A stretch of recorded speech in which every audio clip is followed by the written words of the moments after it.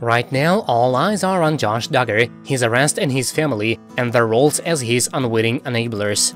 Some Duggars are firmly Team Josh, others in the family have put some distance between themselves and made unsubtle calls for justice.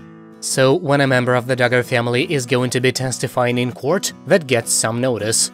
The events of the past week have been a shock to the system for many, and at the same time not.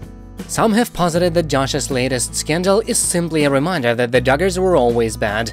Those critics certainly have plenty of ammunition. Not everything is about Josh Duggar either. Austin Forsyth has his own legal troubles, it appears. Joanna Duggar is married to Austin, which is not new information to fans of the family. We also already know that her 27-year-old husband is in the process of being sued. The suit was brought in October of 2019. According to multiple media reports, Austin is currently being sued for alleged fraud and negligence. From what we understand, he renovated and sold a home, one whose new owners are unhappy. The purchasers are accusing him of not getting the proper permits for the home's septic system. Now, a year and a half later, UK tabloid The Sun has gotten a hold of current court documents. Lawsuits, as many of us know, are a slow and often miserable process for all of those involved. The homeowners who brought forward the suit have provided the court with their list of witnesses. One of the witnesses who will be called to the stand will be none other than Austin himself.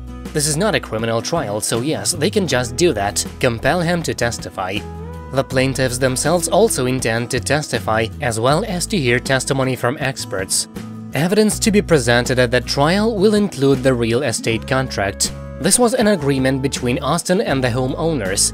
Additionally, evidence will include a septic system evaluation.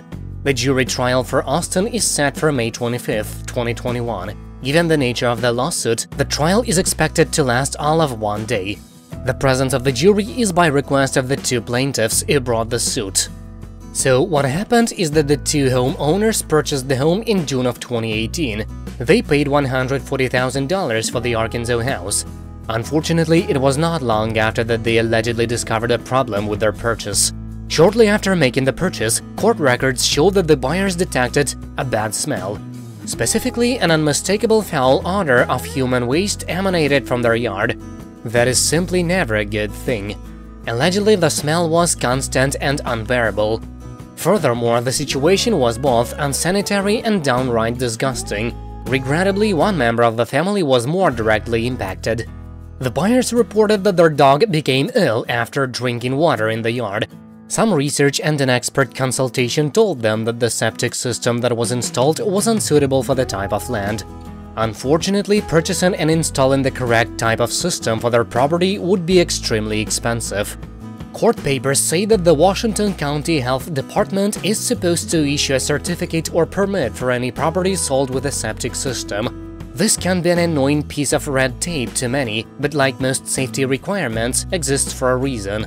Unfortunately, court documents claim that Austin obtained nothing of the sort, but claimed to have received all of the necessary permits.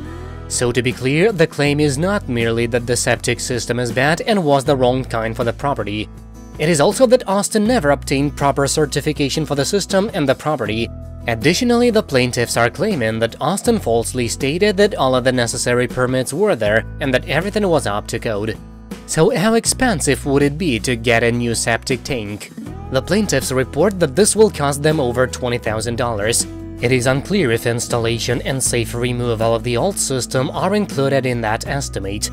Interestingly, Austin's formal response to the lawsuit does not necessarily refute all points. Rather, he alleges that he was not required to obtain a permit. He also insists that he committed neither fraud nor negligence. Many of the details of this case are gross, but it is almost a relief to discuss raw sewage in the literal sense. When it comes to the Duggars now, they are in so much figurative shit that this seems relatively pleasant. After all, Josh Duggar is accused of disturbing crimes related to the abuse and ruined lives of little children. Fatigued and sickened fans who follow news about the Duggars may consider Austin's troubles a welcome topic, or at least a distraction. That's it for now, thank you for watching, please subscribe to stay tuned.